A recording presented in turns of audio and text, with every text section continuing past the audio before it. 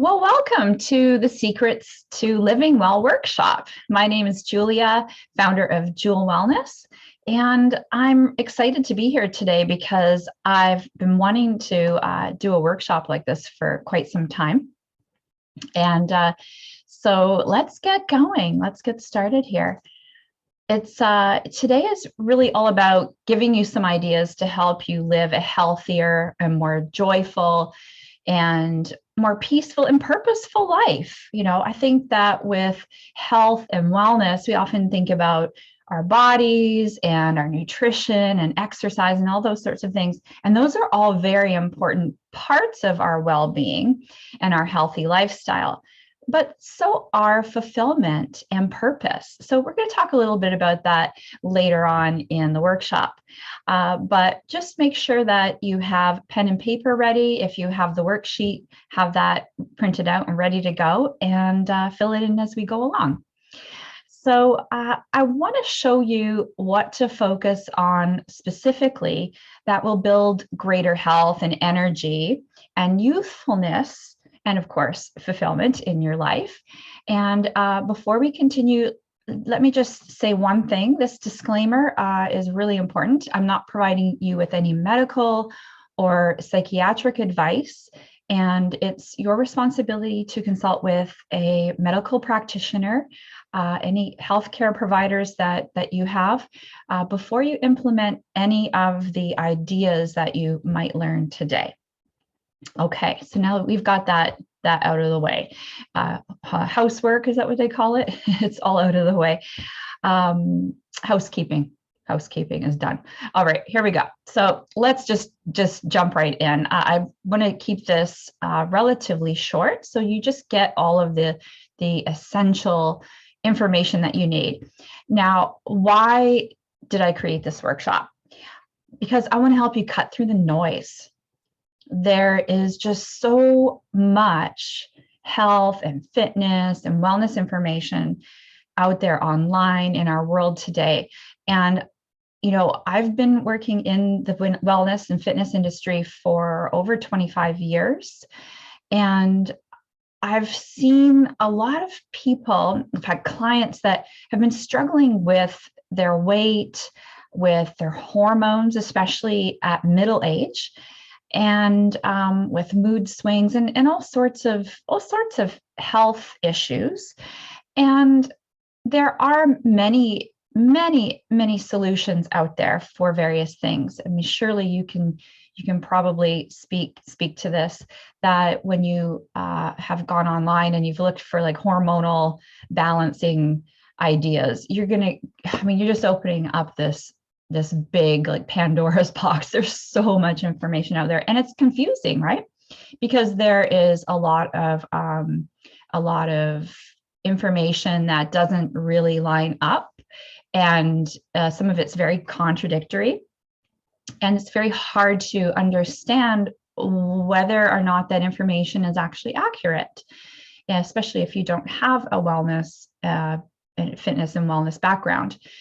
So as we age, we do want solutions, right? We want to maintain our health, or maybe get into better health if you've been struggling with your weight or a health issue or hormonal issue for a number of years, or even just a number of months, but there are so many solutions out there already, and it can just get so complicated. And what I've found is that people either don't do anything, they get so overwhelmed by all the information, and then they try to fix their problems by finding that quick fix, right? What's that thing I can take that's going to fix my hormones or help me lose weight, right? And it's that one little thing, not realizing that before you even go into all those little intricate solutions that can possibly help you accomplish whatever your goal is, you have to really get the basics down first. And the basics have the biggest impact. So I always say, you really can't like bake a cake if you don't have the main ingredients, right? Flour, butter, sugar, eggs and liquid like milk. You can put flour and sugar in there, but if you don't put any milk or butter, it's just a dry mess. That doesn't matter how much more sugar and flour you add to it. It's not going to be a cake, right? Maybe vanilla is the solution to making the cake much tastier, but what's the point of putting vanilla in it if you don't have all the base ingredients to begin with? And so these are the ingredients I'm going to give you today in the Secrets to Living Well workshop. So what are those main ingredients that we need? We're going to be going through them one by one today. And, I just want you to start by thinking about all of the things that you want to accomplish in your own health and wellness. And what are some of the things that you've tried, some of the things you think you should be doing, or that you've heard other people doing, and yet they haven't really worked out for you, that you haven't really arrived to your goal yet. So you have to, I believe the very first thing that we need to do is think about giving ourselves permission to accept ourselves as we are here, right now, today. And I've seen with women over the years, in my experience in the industry of fitness and wellness, is that, oh my goodness, my cat. So many women are so difficult, so hard on themselves. And they don't believe they have worth and that they have the ability to really accomplish their goals around their well-being and their happiness.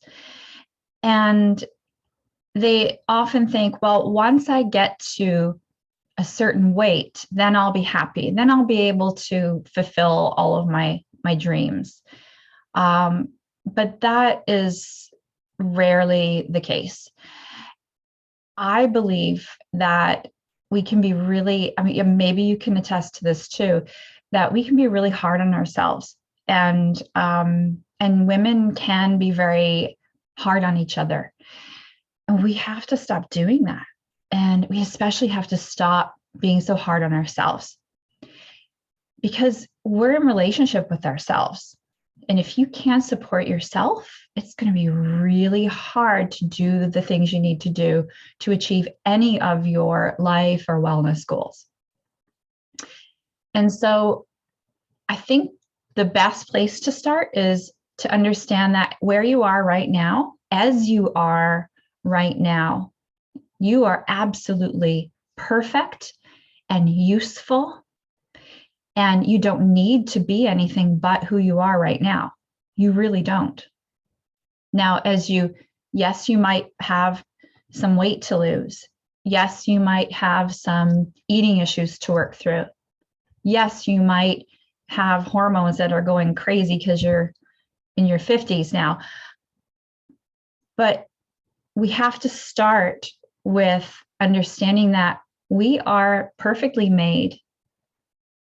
Now, I have faith. I don't know what your beliefs are, but I believe I was created by a God that made me absolutely perfect. And it doesn't mean I'm a perfect person. I don't mean this in any kind of haughty, snobby way. It's that I think everything that he made perfect. And we're all beautiful creations. And whatever your beliefs are, I believe we're all beautiful creations, and we need to really appreciate that about ourselves, and to know that just to say to yourself every day, I'm okay as I am. I'm okay as I am now. I don't need other people to approve of me for me to feel my self-worth. Okay, so let's just hold that in our hearts as we move through this workshop today.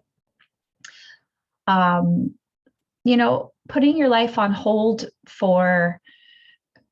until you reach that weight, or you solve some kind of issue or achieve certain goal in your life, so you get that job that you want, to get in shape and get fit, putting life on hold. I mean, why would we do that? We have to feeling that pressure to look a certain way and to be in a certain place in your life by a certain age. Oh, what if we just removed all that pressure? What if we just started accepting where we are now and knowing that we can move forward as we already are today, that we are okay to just go from this point forward as we are. All right, so let's just move on. So you'll see, if you have the worksheet, there are 3 parts that make up the foundation for living well. And these are the 3 components that I believe we really need to start with. And it kind of feeds into this idea that I'm okay as I am today. And the first one is self-acceptance. So having the intention to not need anyone or anything, or having to have accomplished a certain goal, a job success, or a weight, a number on the scale, in order to be taking care of yourself in healthier ways. So there are no expectations around self-acceptance. There are no, it's the word I'm looking for. There are no conditions around self-acceptance, that we need to have to buy into the idea that we're okay as we are, and to be willing to accept ourselves as we are, even our flaws, right? Because we aren't perfect at all. We always have growth to do, but we are wonderfully made and beautifully created. And the second part that makes up this foundation for living well is self-understanding. And what that means is we make the effort to understand our own emotions, things like fear and insecurities, and to understand those times where we have that negative voice inside that comes up, that negative self-talk.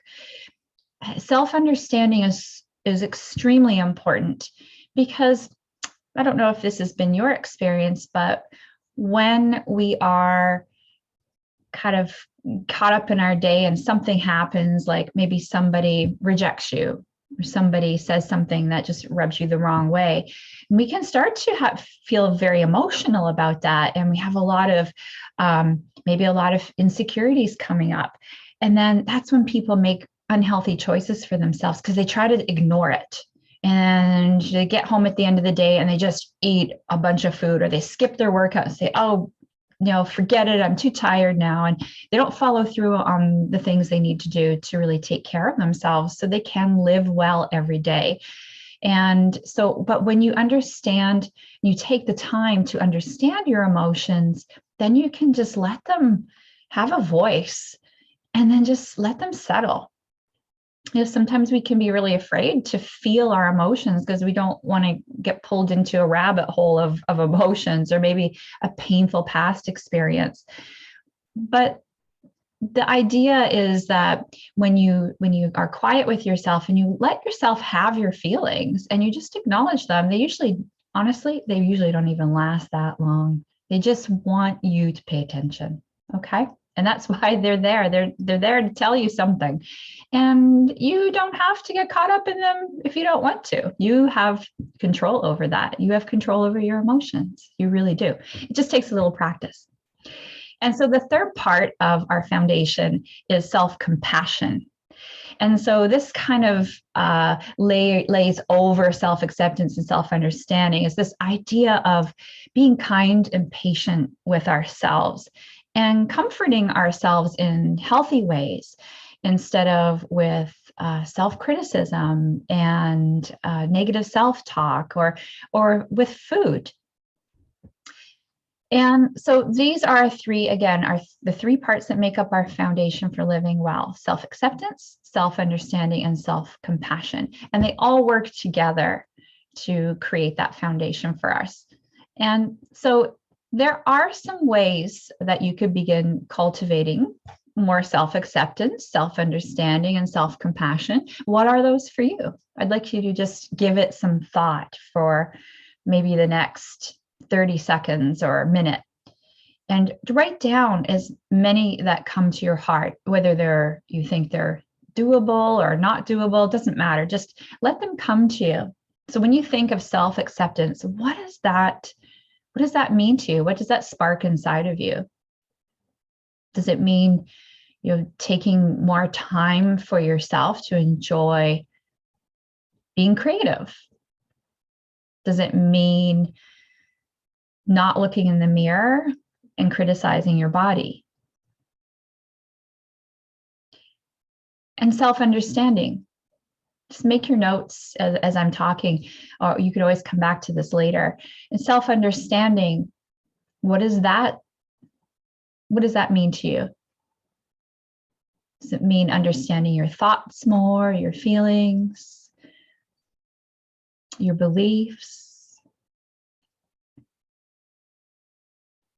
how you feel in certain situations with different people? And then finally, self-compassion. What does it mean to be self-compassionate? Now, I like to think of it as a parent.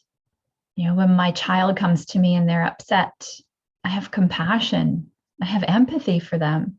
I want to help. How can we be more like that with ourselves? So we really do need to be more supportive of us, right? And not wait for someone else to give it to us. That's key, because someone else might not give it to you, but you can give it to yourself. You have the power to be able to do that. All right, so finish up your brainstorm there. And again, you can always come back to it. And we're going to continue on. So I've broken down the main ideas of this workshop, of the secrets to living well, into 3 areas. And the first one is stress and energy management. And second, physical activity. And third, nourishment.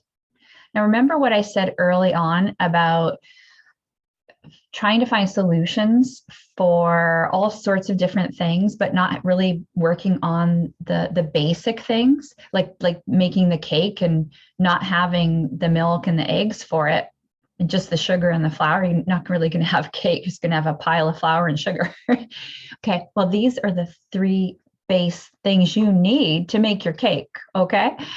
And so I'm going to go through each of them one by one. And I recommend that you just make some notes on them. Just notice what stands out for you, what kind of ideas you get from them. So with stress and energy management, that's part of it is about cultivating mindfulness and self-awareness. You see, when people get stressed out, they tend to expend a ton of energy because the sympathetic nervous system kicks in, right? That fight or flight, and it takes a lot of energy. And have you ever had a situation where maybe someone said something to you and it was just really made you feel horrible about yourself? Do you ever feel like that drain of energy right away? Like it was so stressful, you just like, or you had like maybe to go get up in front of a group of people and speak, kind of like what I'm doing today, and you felt stressed out about it. And as soon as it was over, like, oh, I'm done, like I'm exhausted. Well, that's what happens when we're under stress, and we can lose a lot of energy. But when we can manage stress better, we can manage our energy better.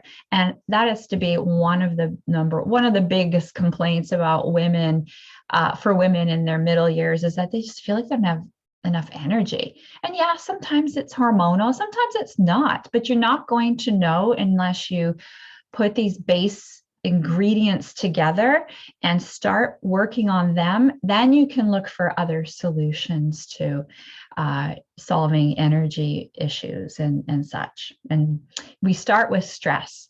And so to soothe our stress without self-medicating, without comforting ourselves with food is so important. And that is something that a lot of people do, right? Especially during the pandemic, people have been really, I don't know about you, but where I live, I think just about everybody I talk to is stressed out on some level. And so many people have turned to food because it's available. It's easy to get. It makes you feel different when you eat it. It makes you feel good temporarily to eat food, maybe some chips or, some sweets. And the only problem with it is it doesn't really solve the problem, which is stress. We need to learn how to cope with stress in healthier ways. And obviously, the more that we comfort ourselves with food, to comfort our emotions, to soothe ourselves, to deal with stress, then we end up in a conundrum, right? Where we're gaining weight, where our energy levels dip because of the sugar crash from eating all the sweets, for drinking all the coffee. And it's just, I'm not saying you have to give up anything, absolutely not. But we do need to be aware of how we react to stress. And instead of reacting to stress, I choose to respond to stress. So reacting to stress is much more like a knee-jerk thing, right? A knee-jerk reaction. When this happens, when this stress happens, when this gets triggered, I react by going to the refrigerator. What if we just took a moment and said, I don't want to do this anymore. What is this stress about, and how can I solve it right now? And it goes back to self-compassion, right? Like being there for yourself, being patient and kind, and taking the time to self-understand, right? To understand yourself. Again, that's part of that foundation. And so we need to be able to do that. And it takes some practice. And these are skills that I can teach you in my programs. And these are the kinds of skills that I help women with all the time. And then the other part of stress is, in energy management, is balanced living. So stress absolutely impacts your health. It impacts your heart health. It is not only your weight, but stress is a risk factor for heart disease. And I don't know if you realize that, but it is a factor for heart disease. My own brother died of heart disease, and stress was a factor for him. It was just one of those things that really could be prevented. We can learn how to manage stress better. We are so much healthier, and we're so much happier too, right? Who wants to be stressed out all the time? I know people that live very stressful lives. They just are not, seems like they're not able to really get into a routine of managing of their lives, their schedules very efficiently.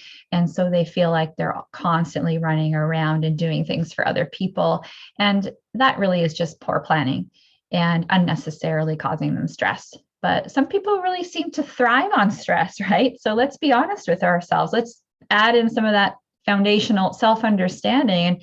And if you recognize that within yourself, that's something to really look at, something to explore, because it's not healthy long-term. When we have balanced living, it means that we can manage so many aspects of our life. So when you can balance your stress and not let it just be this thing that you have a knee-jerk reaction to that takes control of your life, you can have a better weight management, and a much more youthful appearance. You ever see somebody who's extremely stressed out all the time? They don't look very young. They look kind of worn down. And so it has impacts on you externally as well when you're able to manage stress and manage your energy. And another part of being able to do this, to actually to live balanced, is to remember to get quality sleep. We can teach you how to set up your evening routine so you get good rest. And I know that, again, that's another issue that a lot of women in the middle years struggle with. They're waking up several times a night, but are they doing the foundational things that they need to do, right? Managing stress throughout the day, getting in proper nourishment and physical activity. We really should avoid looking for solutions to things until we've put into place the basics, the basic components of making that cake. Okay, all those ingredients that we need to actually make that cake batter. And what an analogy, right? Cake batter. Here we are talking about health and wellness, and I'm talking about cake batter. Okay. On a side note, I remember in high school, was it? Yeah, junior high.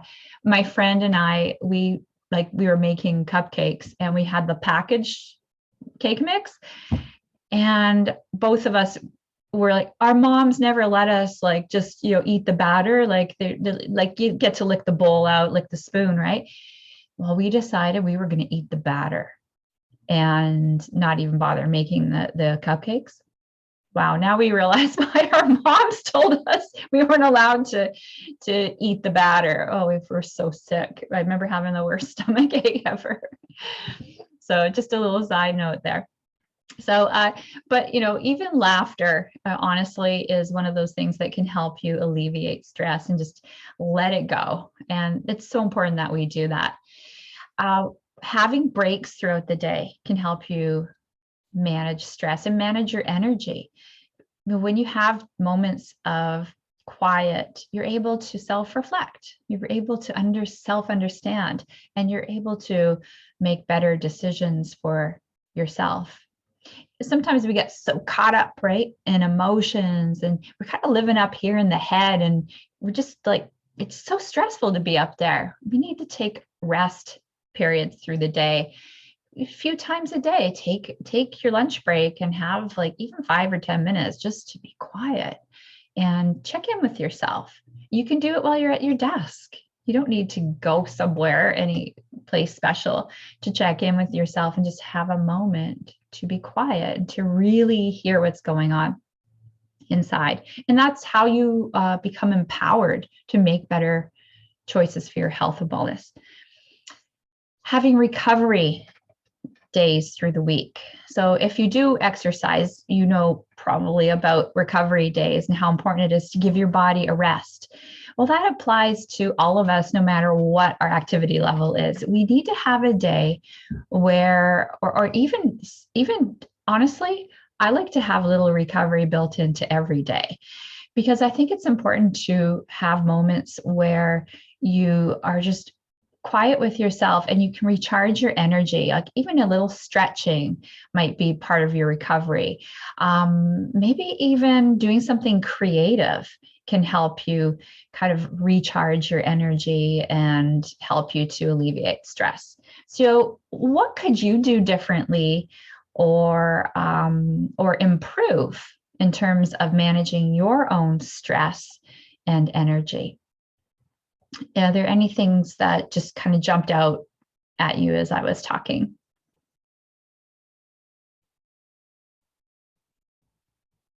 There's so many things you can do, and really the sky's the limit. It's a matter of finding what works for you. So you want to cultivate more mindfulness and self-awareness. You want to soothe stressful emotions without self-medicating or comforting with food.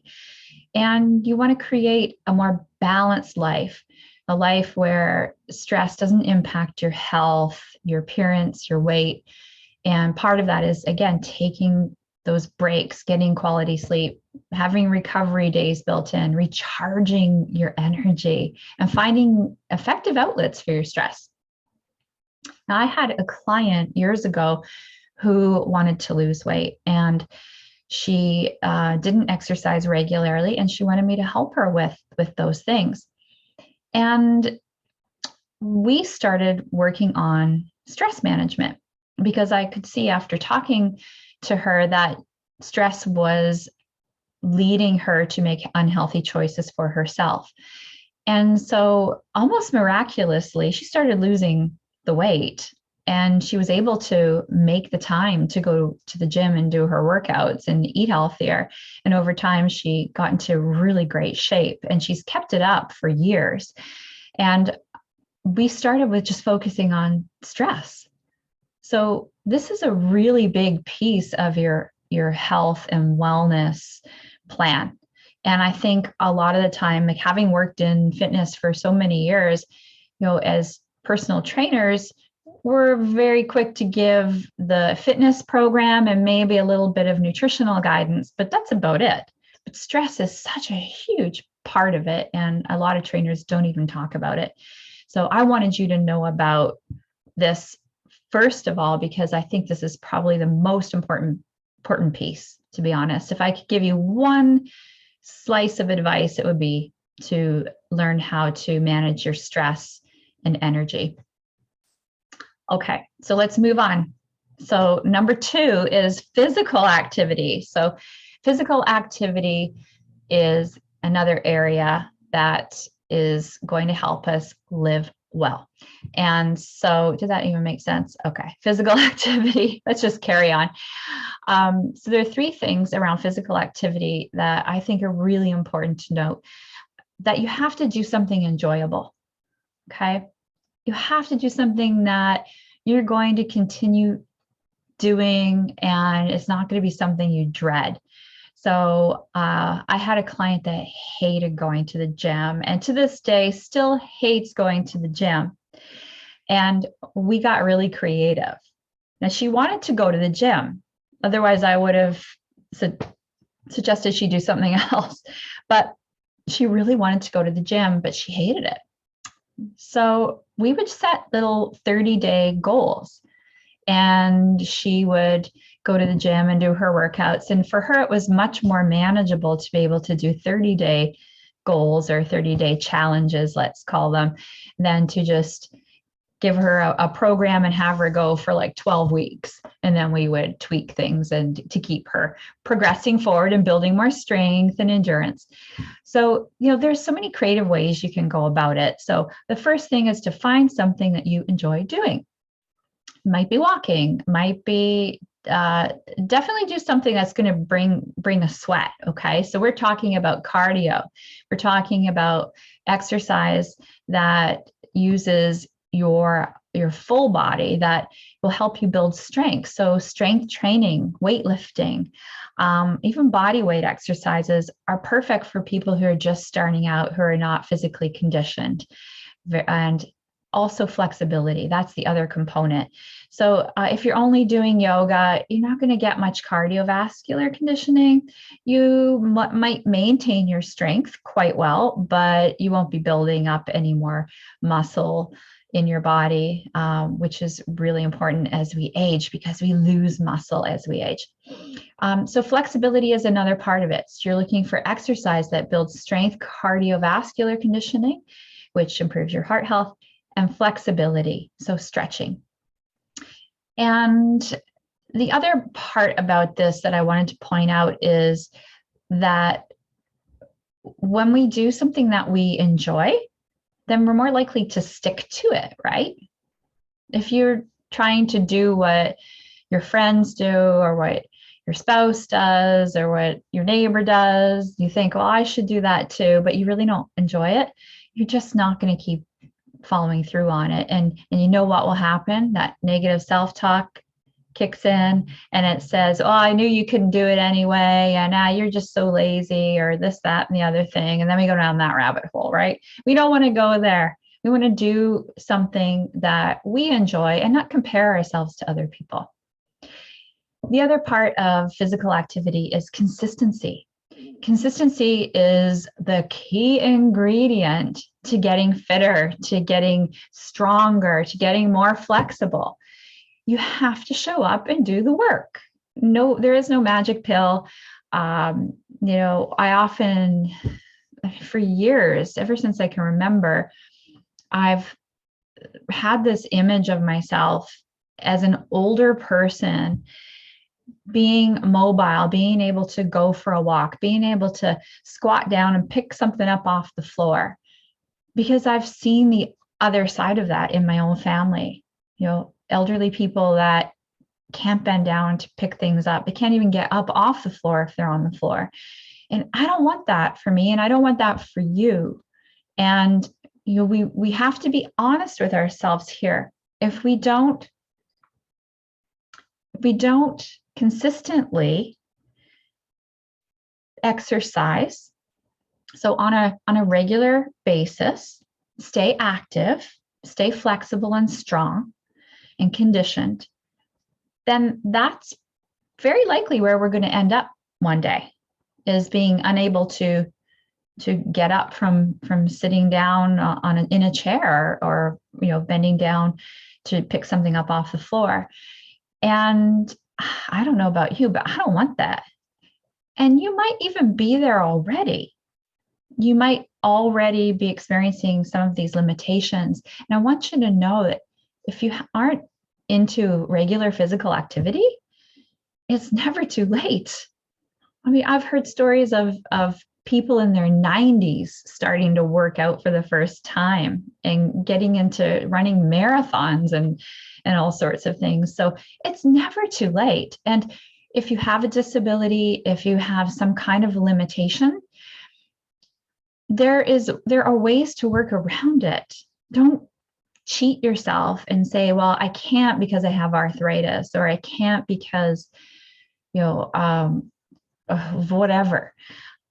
Make sure you check with your healthcare provider before you start any kind of physical activity, any kind of program. And hire a trainer if you need to. Hire somebody who knows what they're doing, who can help you find solutions and workarounds to problems. The other thing with physical activity is, in my experience, is that sometimes you get injured, right? I mean, I hurt my foot last April, and I was unable to do all kinds of stuff. And I could have said, well, I can't exercise anymore. That would just be ridiculous, right? It's part of my lifestyle. It keeps me healthy, keeps me mobile, keeps me flexible. I found ways to work around that foot injury. And at first it was really frustrating, I have to admit, but I worked around it. I found other things I could do instead. They're the things that I really enjoyed doing, like lunges and pressing off the foot into like any kind of like jump, that sort of thing. I hardly could even do a lot of yoga stretches, but I worked around it. And then eventually my foot healed, and still not quite the same, but I know what I can and cannot do yet. And I'm going to keep going forward, right? And that's all we can do. We have to keep showing up and being consistent. And then the third part of physical activity is variety.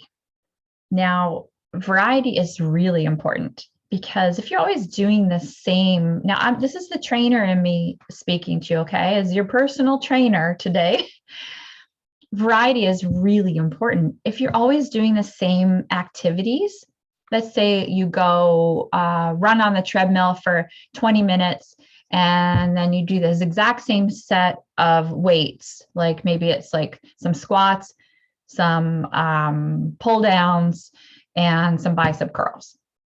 And that's all you do every time you exercise. Your body is going to get so great at performing those activities that at first it might feel really difficult, right? Until you get conditioned, and then your body's like, oh, I'm kind of in a rhythm now. This isn't so hard anymore, right? That's called fitness. Your fitness level has increased. This is easier now. That's when you need more variety. That's when you need to change something up. It doesn't mean you have to change the whole thing. You could still keep the run in, but maybe you increase it to another 5 or 10 minutes. Change up the weights a little bit. Maybe it means you don't even go to the gym and you do something completely different. Absolutely different. So the variety is really important, not only for physical conditioning to keep progressing, but also for your own your own interest, it can get really boring doing the same thing over and over and over again, right? So we need some variety. So I want you to take a moment right now and just think about, like, what could you start doing today? And certainly, if I'm not encouraging you to go, if you're someone who has some health challenges, some heart issues, I'm not telling you to like go out and go, you know, for this intense run or anything. You be smart about it. Go talk to your doctor. Don't just go doing things without medical advice, okay? I'm not giving you that here. But I want you to think about, what could you do? Like, could you go for a walk? Could you stretch a little bit today? What could you try that maybe you've never done before, but you've always wondered about, like, maybe that yoga class down the block, right? Let's take a moment and just write down an idea or two here around physical activity. Maybe it's an idea around how could you be more consistent with it if you're already active. Okay. So we're moving on to our final point. And this is exciting. We're kind of going to be wrapping things up in a moment here. So the third area that we really need to focus on, the third ingredient for living well, is nourishment.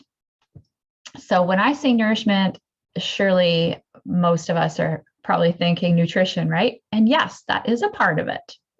But I've broken it down into 3 different parts, because nourishment isn't only about food. So nourishment is physical, so like nutrition. It's also emotional, and it's spiritual. And all 3 of those components work together to form our nourishment. So let's start with physical, which is nutrition.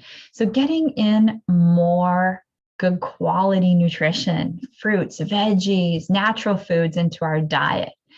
That's so important. And I don't know if I really have to go into a lot around that here. I think most of us have an understanding of what's healthy and what's not healthy for us. But there are 3 main things I want you to get from this discussion on nutrition. And that is, 1, get in more good quality foods. And what that does is it crowds out all the junky foods. So like, have a bigger portion of salad, have more, veggies and fruits and nuts and seeds and things in your diet. If you're not getting them in, there's lots of minerals and vitamins in all of these things. And most people just aren't getting enough of them. They're getting a lot of carbohydrate foods like crackers and pastas and rice and potatoes and of course the like junkier things like fried potatoes or chips, packaged junky foods. And they're not getting, and maybe meats, right? Like fried chicken and stuff like that. And they're not getting in the veggies, and they're not getting in nuts and seeds and all the good stuff, and lots of fiber and whole grains and fruits and things. So I want you to think about getting in more of the good stuff and not worrying about getting rid of anything right now, especially if you're just starting out. Just think about, how can you add more good stuff to your diet? I have a program called Fresh Start, and that's what it's all about. And it's just a really like a simple way for people to transition from not getting enough healthy food and eating more junk food to moving to the healthy direction. And then intuitive eating is the second component of this, versus fanatical, rigid, ritualistic eating. I am absolutely against any kind of strict regimen unless your doctor has prescribed it to you. There's no reason why you can't enjoy all foods and be a healthy person. We just need to also, with intuitive eating, and what that just means is that you're tuning into your hunger and you're checking in to see what you intuitively desire to eat, and then make the healthiest choice possible. And not to say you can't have treats from time to time, but we can often satisfy our sweet tooth with a little bit of fruit. Give your body something nutritious first. And if you still want, a cupcake later, then have the cupcake. If that's a pattern you start to see happening every day, then that might be something you need to look at and try and limit, because it's not going to be healthy to eat junk foods every day. I mean, no matter which way you slice it, it just isn't for anybody. So intuitive eating, not being so ritualistic about eating either. Just because it's noon doesn't mean you should eat lunch. If you're not hungry, don't eat. Wait until you have some hunger pangs before you eat, because your body is just wonderfully made. It can tell you what it needs. Just don't let yourself get too hungry. That's often where people get caught up in making really poor choices because they're overly hungry and they end up eating too much.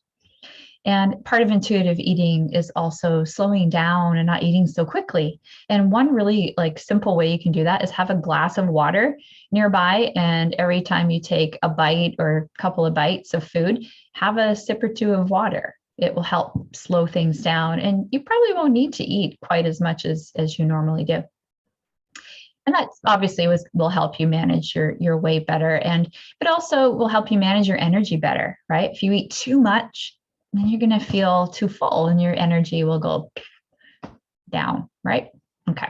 So then the third part is hydration. So with hydration, obviously water is the best choice. I know there are a lot of people out there who just don't like plain water. So add some lemon slices or orange slices, lime, put some strawberries in it. Just watch the sugary drinks. That has to be the biggest problem today, is the amount of sugary drinks that people have on a daily basis. Honestly, I feel like if you just got rid of the sugary drinks, and we're talking the frappuccinos, the lattes with all the sugar and cream and stuff in them, coffee with sugar and cream. Coffee is no problem with coffee, but what are you putting in the coffee, right? Double, right? Cream and sugar. And several times a day having that, Coca-Colas, all that stuff, that just packs, there's so many calories in those drinks and there's no nutrition in them, that they're just adding to the problem of weight gain. And also your moods can change really drastically when you have that little sugar crash, right? You come off the sugar high, and you might be a little bit grumpy, right? You might even notice people telling you, you're always so grumpy. What's your problem? Maybe you're having too many sugary drinks and you're crashing all the time. So I really encourage you to get rid of those, save those for special occasions. Think of sugary drinks as treats, because they really are. Okay. That can solve a lot of your problems, to be honest, just those sugary drinks. All right. So first part of nourishment is physical nourishment, nutrition. The second part is emotional nourishment. So that is, again, 3 points under this one, is to make time for fun, to be really engaged in something creatively. It's about connection with other people, maybe putting a puzzle together, playing a game together. It's about being playful.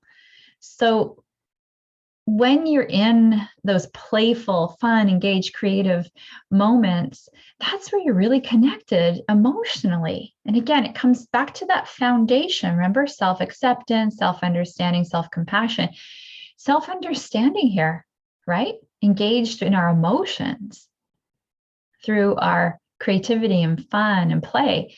It's so important. It's so nourishing. If all you do is just go to work and you make dinner and, drink your sugary drinks and then go to bed, where's the fun in that? Where's the emotion in that? There is no emotion in that. That's not living life. How can you have a life that's real fulfilling if you're not experiencing emotions? Then I remember earlier I said sometimes we can be really afraid to experience our emotions. Hey, you know what? I've heard a mentor of mine once say that everybody invited to the party. Everybody's welcome to the party, all emotions, right? Same with foods. All foods are welcome to the party too, but you get to choose who you're going to hang out with, right? Are you going to hang out with grumpy over there? Are you going to hang out with self-criticism over there? Are you going to hang out with judgmental, Betty over there? Sorry, Aunt Betty. No, I do have an Aunt Betty, but she's not judgmental. So you get to decide. And it's okay to feel those emotions. You'll learn over time as you experience emotions and that emotional connection with yourself that there really aren't any bad emotions. There's nothing you can't handle. You just have to be willing to go there and just trust yourself that you get through it. I mean, you've made it all this way in your life already, right? Give yourself some more credit, right? Accept yourself more. Again, that foundation, self-acceptance, self-compassion, self-understanding, all of that is like the thing that just encapsulates everything we're talking about today. All right. And then thirdly, second. So first part of emotional nourishment is making time for engaging, fun, connective play and creative things. Second is to get outside of your daily routine. So we have to have like some things to look forward to, right? Like plan a little day trip somewhere every couple of weeks or once a month. Plan a big trip every now and then. Plan something every day that you can do that makes you feel like, oh, that was like out of my routine. That was a little bit new. Maybe it's just like wearing your hair in a different way or wearing some different jewelry than you, like, I don't know about you, but I wear these earrings every single day. And I like them. But I have to say, when I put on the big hoops, a different experience, absolutely, emotionally different. I just feel like much more fancy, much more dressed up. And sometimes I even get compliments. So emotionally, getting outside of our routines can be so much fun. And it definitely is a way to get in touch with yourself emotionally by doing that. And then thirdly, learning new things. We were kind of touched on this, having new experiences. But what's something you could learn that you've maybe always wanted to learn, like a language, or maybe like learning how to draw or paint? We saw a lot of that throughout the pandemic, right? People are taking up painting. I mean, even I did. I used to paint years ago. I used to be very artistic, but it's so fun to like get back into that again, right? Like it emotionally expands you. So it's a lovely to be able to do these different things, to re-engage with things that we once enjoyed, or to have completely new experiences. Okay. And then the third part of nourishment, and our final piece today, is spiritual nourishment. This can mean a number of things to different people, because when we talk about spirituality, there's so many ways to connect that. And I think I've done a good job breaking it down into these three areas, not to define spirituality, but to help you understand and connect with your spiritual nature and to nourish that aspect of yourself, because we all are spiritual, right? In some way. Here's a perfect example. It doesn't matter what your religious beliefs are, but do you ever feel like in your heart, you just know what's right and what's wrong? Like, would you just go up to somebody and slap them in the face, like some stranger, for no reason? You know, in your heart, that's quite a violent example. I'm sorry if that offends anybody, but it just came to me. But seriously, it's in your heart, you know it's wrong. You wouldn't do that, right? You wouldn't just go hurt somebody else intentionally. You know it's wrong. what is that part of you that tells you it's wrong? And some might say it's your conscience, right? Have you ever had those times where you wanted to lash out at somebody because they were mean to you and you wanted to fire back at them, but something in your heart said, no, don't go there. Take the high road. Yeah, that's spiritual. That's someone, in my belief, someone or something speaking to you and helping guide you in the right direction. Okay, so this is the part of ourselves that we need to nurture. We need to nourish this part of ourselves. And so there are three different ways we can do that. First is time and nature. You know, whenever you're out for a walk, whenever you sit by the window and look outside up at the sky, you know, at nighttime when the moon is shining, you can see all the stars. Like there's just something magical about that that reminds you that you are such a tiny little thing in this humongous universe that we live in. That there's something really unique and special about being here at this moment in time, right? That there must be maybe there's a master of the universe, somebody who created this whole thing. I don't know.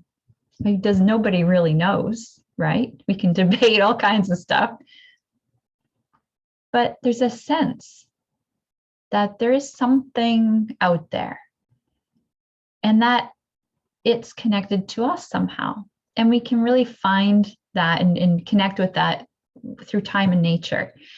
And another way is by cultivating a relationship with your creator.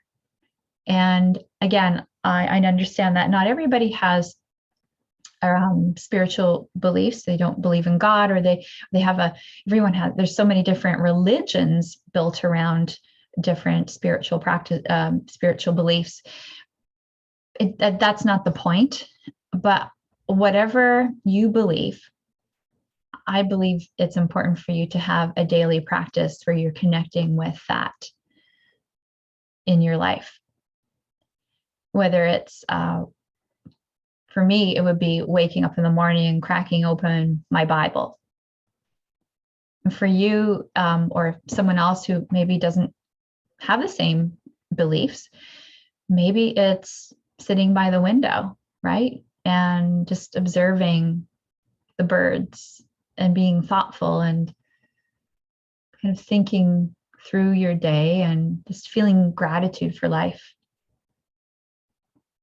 A little journaling is another way. Journaling ties into any kind of practice that you want to create for yourself, but giving yourself that time to connect spiritually is so important. And then thirdly and last is your personal fulfillment at the heart level.